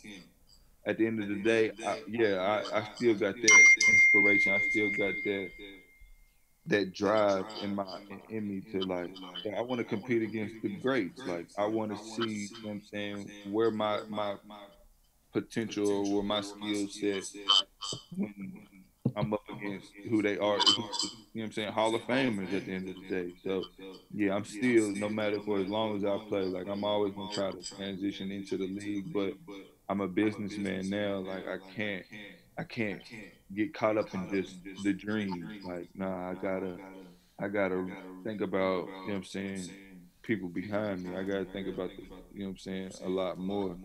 But we actually waiting on a call, man. It could happen this year, God willing, man, if everybody just, put out a prayer or whatnot. But it's a process, man, and it's still something that I truly believe will happen. Like I still believe like I'm an NBA player. Like I believe like I can really compete against the best of the best, and I can really hold my own.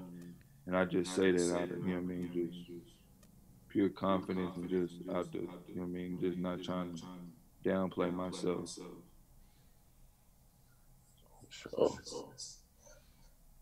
nah, yeah, man, you only getting better over there, bro. You big dogging over there now, you know what I'm saying? So I'm like, dog, I know he want to see where his game at for real, Hungry, bro. You know what it is. for sure. So, kind of just to tap in, and piggyback off of that question, is there any other, like, I guess, goal that you have yet to accomplish that you're still trying to accomplish when it Yeah, comes to the game of basketball? yeah. I need to be like you. I need my jersey retired. I need my number retired somewhere, some way, somehow. I don't care where it is. I still need another championship. Like I'm not content with just one. Like I still, you know what I mean. Like I wanna compete in the Olympics. Like I still want to do a little I bit of figured you was everything. gonna say that. Yeah, that, I think we talked about that when we was young, like trying to play in the Olympics. That's definitely one of my goals. shit's dope, man. Yeah, It's once in a lifetime type thing. Like not too many people can even, you know what I'm saying, just watch the Olympics. Like, you know what I mean? Like, I don't know, man. It's a lot that, yeah, it's still so much more that I want when it comes to the game. Like, I feel like you know what I mean? Like, I ain't even did a camp yet. You know what I mean? I ain't been able to work with no youngins. Like, I want to give back. I want to be able to, you know what I'm saying, pass on knowledge of the game to somebody that really wants to pursue it or do something right with it, things like that. So yeah, there's still avenues and things that I gotta tap and get on. But You want to do that in the city or in Charlotte or nah, wherever? anything like that when it comes to like giving back to the community, like that's first is home. You know what I'm saying? Gotta take care of home first, and then and going to expand and do what we got to do. But I also be battling with in my head, like, man, when I retire, man, like, I want to be done with the game. Like, I really want to walk away and be done with it. Like, I'm not trying to hang around it. But in the same token, I made some promises to people that, you know what I mean, that helped me get to where I am, that I want to, hold my word, stand on, and get done for them. It's just time. It's time consuming. It's to be hands on and really be present to in the moment to really give back and do my due diligence to the youth. No coaching, none of that once you done. I'd rather be a referee than coach. I'm trying to deal with all these different personalities and stuff like Yeah, that, yeah, man. yeah, for sure. That's been the toughest task for me, is just trying to adapt to all that. You know what I mean? So now I'm cool on that. Yeah, man. Well, definitely keep us updated on that. You know what I'm saying? Anything you got planned, as far as stuff that's going on in the city, we'd love to help organize that, or just help support. You know what I'm saying? So definitely keep us in the loop with that. You know, one of the last fan questions that I have for you, and it's just you touched on this a little earlier in the interview, but just last thing, just so you can drive it home. Like, what was your most difficult obstacle in your opinion in playing overseas?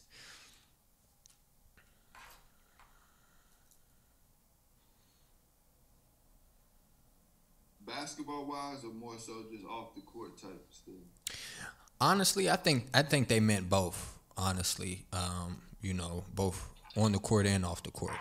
What would you say is your I would say off basketball wise, or more so just off the court type it's stuff. The food. It's really trying to, you know what I'm saying, digest their food or get used to the way that they cook.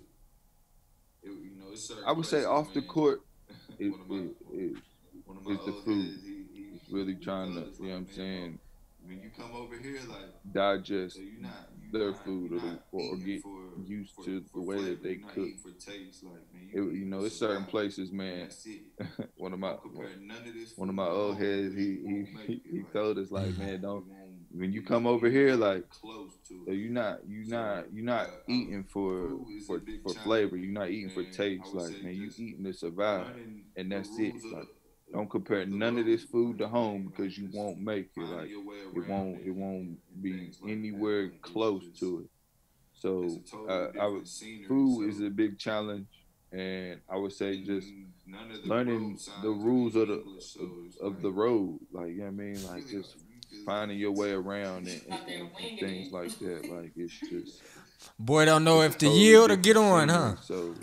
So and none of the road signs are in English, so it's like really like you Out there winging it. Boy, don't know if to yield or get on, huh? yeah, for real. You gotta stay in your lane. You gotta find your way around, man, because that's tough. That's a task within itself. So I say those two off the court. On the court, it's more so just, you know what I'm saying, finding your role, you know, finding a way to be yourself, you know what I'm saying, and still allow, you know, these people to see you for who you are and know, like, you know what I mean, you coachable, you respectful, you know what I'm saying, you really about your business. But in the same token, you gotta let them know, like, you got flaws, like you're not perfect, you know what I mean, accept me for who I am, take the good with the good and the bad, you know what I'm saying. So that task at hand is just finding a way to make your mark and work your way up to earn your respect and to be able to, you know, showcase your skills or still be that player that, you know, that they brought you in to be. Like, you know what I'm saying, they signed you for a reason. So, you know what I mean, although you may have a different role on this team, they still expect you to keep your regiment and still, you know what I'm I saying, appreciate that, brother, for sure. elevate and play the way you did It the year was, before or whatnot real from quick too, whenever they seen you. since you just touched on this a little bit, and I wasn't gonna ask this, but since you brought up food, they were wondering. They were wondering what was You your said that was a favorite fan food to eat, question? and you just brought up a good point. You know, just to give people background, I went to Paris, right? And it's funny you said what you just said, cause I had lunch in the Eiffel Tower, Perry, and it was it's just different. It's different. It's different. You know what I'm saying? I'm not gonna be disrespectful, but I don't. You know, if people, if anybody out there who has plans on eating in the Eiffel Tower, okay, like he just said, okay, you eating to survive on the trip, okay, on the vacation, okay. Don't compare it to the Alfredo pasta you getting back home. That ain't what you about to get out there. That ain't what you about to get. I don't even think they season their food where I was, honestly. So it was very, very bland. However, I'm curious, since you said what you just said, what was your favorite food to eat? Bro, it's on everything I love, bro. Like I bring my own seasonings and everything. Like I am not playing with these folks. And, You got the Lowrys over there, man. yes, sir. Yes, sir. The old bay, the whole nine. Bro, it's on everything I love, bro. Like I bring my own seasonings and everything. Like I am not playing with these folks. That's Like, crazy. and, You got the Lowrys over there, man. yes, sir. Yes, sir. The old bay, the whole nine. You better believe it. Yeah. Traveling with a bag full of seasoning. Man, this shit is about 15 pounds too. That shit heavy. Yeah, months a long time. You trying to prepare to cook and eat for that long. Shit. I Yeah, feel it. yeah. I feel it. So with that being said, you ain't got no favorite food over there? Yeah, I was about to say one of my favorites. Shout out to my cat, man, to my loved one. He from a country called Georgia, and that's where I played. That's where it all started for me as a professional. And they got this dish. It's called kachapui, and man, it's as basic as it can be. Like it's just bread and cheese for real, for real. But I don't know, bro. The love that they put in it, the way they, you know what I'm saying, combine that, like, man, shit, I survived off of that. Like, I'm talking about survive breakfast, lunch, and dinner. Like, I was eating it every day, all day. So, kachapu is a dish. And then there's other places they don't really have, you know what I'm saying, different, you know, dishes that's just absurd. Oh, I tried horse. Horse was horse was something. You know what I'm saying? That was a little different than I never got down with before, but I tried horse. I've been blessed to really, for the most part, the country. Yeah, man, you really eat some crazy stuff if you know what I'm saying. You stick around long enough. You hungry enough, you eat anything at the end of the day. Get with to help. But yeah, man, I've been blessed to really, for the most part, the countries I've been in, they have some type of Americanized yeah, nah, in Paris, when I was in Paris, when we finally came across that American restaurant, I'm like, man, let me get 20 wings, some fries, like, thank you, God, finally found something, you know what I'm saying, so, but yeah. Paris, I was in Paris. We finally came across that American Is restaurant. that a wrap, Let me guys? get We good? 20 Anybody wings. got any other questions? Right. Like, thank you, God. Good, man. Word. It's a super Appreciate you, dog. Yeah. Perry, man, thank you so much, brother. The city, we gonna Is that a we wrap, gonna shut the guys? city We down good? with this, Anybody else boy. got They any other they they questions? all in my inbox right now. They've been waiting on you, boy. I think I'm You know good, what I'm saying? man. So thank you for just Word. your It's a honesty super and Appreciate you, dog. just being open and candid. And we definitely appreciate you having you on. Like we said, man, when we was just going through our strategic planning, it was always the goal to have you as the first interview. You know what I'm saying? So now we were just about to keep hitting them over the head, but. We definitely had to start it off right with the GOAT, you know what I'm saying? My opinion, you know what I'm saying? You my GOAT, you know what I'm saying? Y'all can holler at me if you feel different, you know what I'm saying? But my GOAT, we finally got my GOAT in the building. So I love you. I appreciate you. I'm happy for you. I've been observing you for years, watching you. Don't think I'm never not watching, you know what I'm saying? You've been doing your thing, so blessings, brother. Keep evolving, keep growing. You know what I'm saying? You look good. You know what I'm saying? I told you, get some juices and berries, though. Get them juices and berries. But you look good, though, baby. I love you, man.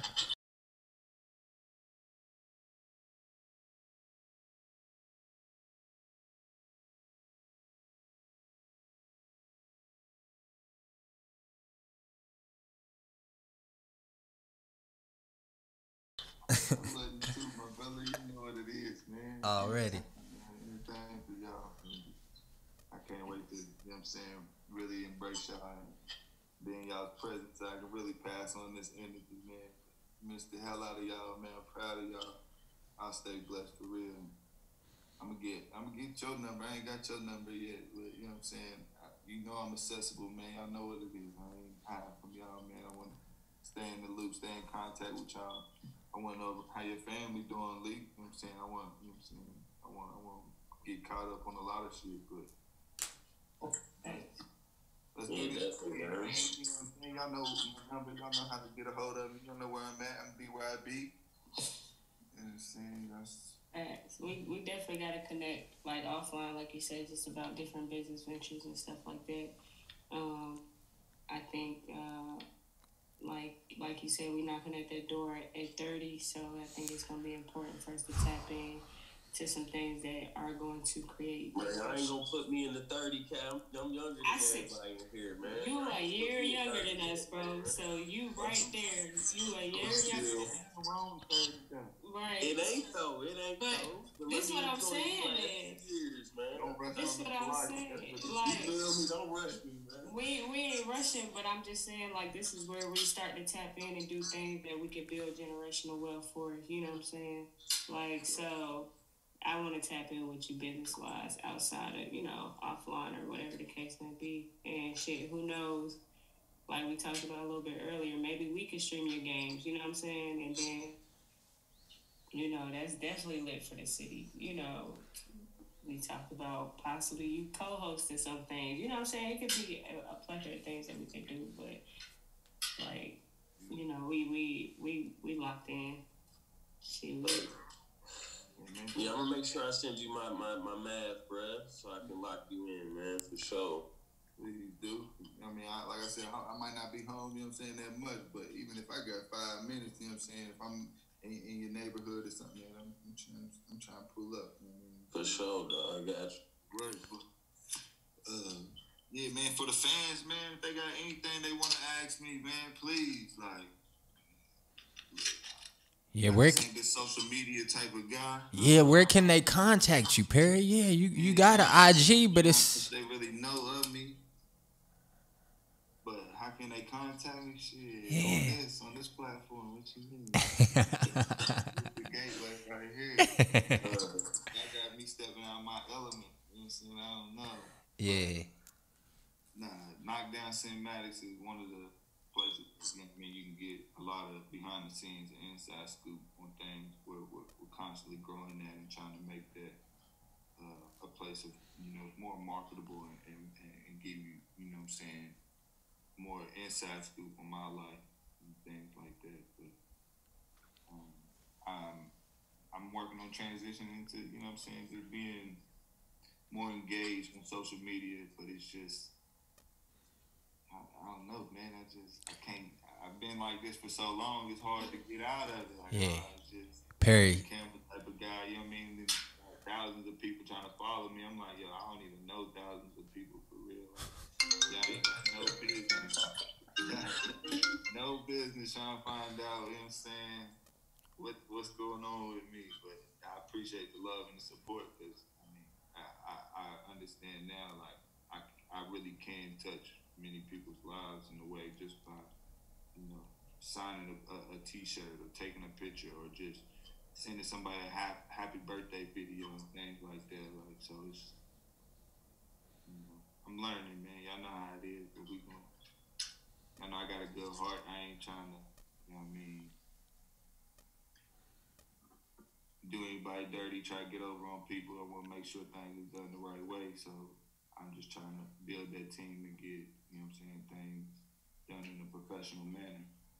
But ask me anything, man. I ain't got nothing to hide. My life will be in a book one day, I hope. To it. It's definitely the platform, you know what I'm saying? Y'all reach out to us anytime. We express something for you. Yeah.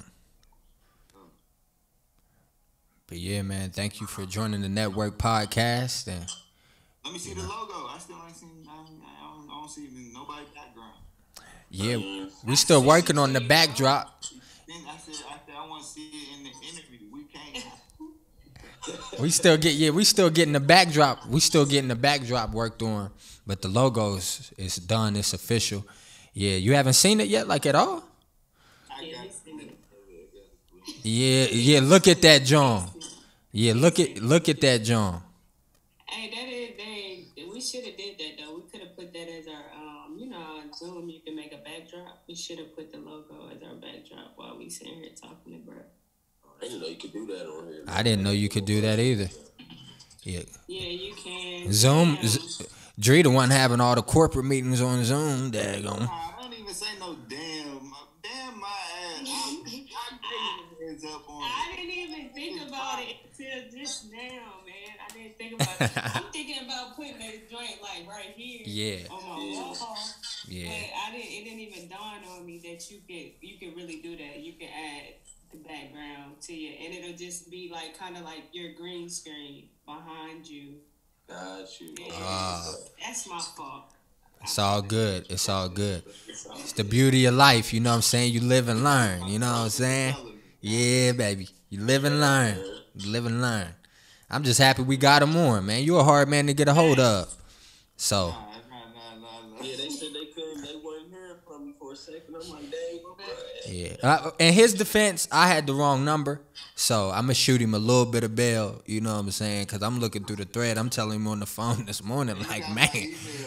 I'm like, man, you would have thought I was like a thirsty crush of his or something. Like, all the texts I'm sitting with is no response. I'm like, dang, bro, I wish you happy birthday. I'm like, he that Hollywood, he can't say thank you. I'm like, all right, wait till I see him then, for sure. For sure. That's funny. Yeah, man, please, man, let's do this again, man. Cause I swear, I feel like it's so much more I want to tell and try to, get across. That's right. To the young ones, man, really just want to be able to. I don't care. I don't know how much people really want to know about my story, but I it was a little bit more easier than I thought. Just, you know what I'm saying, reminiscing and shit like that. Like I said, I ain't did this before. You know me. Like I don't be rapping with people like that, and those that do know me when we do talk shit. Y'all know my life. I ain't them ain't questions they gotta ask. You know what I'm saying? So, Yeah. It's a little different from those media companies where you know what I'm saying, where you sitting down and I can tell you acting camera shy, boy. You know what I'm saying? It's different. It's different with the home team now. yeah, man, and them folks like, you know what I'm saying, I can get fined for certain shit that I say. You know what I mean? I ain't trying to take, you know what I'm saying, food off the table from the family. Like, I ain't just because you want to know my opinion, you ask me something. You don't want to know the truth, and don't ask me. So Right. we're gonna figure this out one way or the other. But I don't want people to fall in love with this one person and that they try to portray me to be, and you know what I'm saying, not realize like, man, I'm really totally different. Like you know what I'm saying, no, I ain't trying to give up no gimmick. Like I'm trying to be who I am. Like if I can't be me, then I ain't trying to be in that environment. I ain't trying to be in that space. I ain't so. We're trying to change the narrative, bro. You can always come fix shit with us for sure. Again, we appreciate you, hopping on, because when I first talked to him on the phone, bro was mad. Like, he was like, I don't know. I don't be doing all this interview stuff. He's like, I don't know, man. He tried to front on us like that. I was like, nah, we're going to be comfortable. So I'm glad you took a leap of faith and rock with us for a little bit. Yeah, man. Do you still recording? I'm not. My joint ended. Are you still recording, Kev? Yeah, I want him to catch all of this. You know what I'm saying? Even the extras, the jokes, everything. Everything. You know what I'm saying? Everything. I want them to hear how he be acting Hollywood. I want them to know everything. You know what I'm saying? And it might take him a second to hit you back, but he is gonna hit you back eventually. It might be a couple months. He'd be like, my bad. What's up? Ways, man. Like, what's up? He's like, damn, that was 2 months ago. Hey, I'm trying to tell y'all. I'm glad you're alive, man. Yeah, I apologize, man. I really do. There's nothing against anybody. I be needing to go MIA and get off the grid sometimes.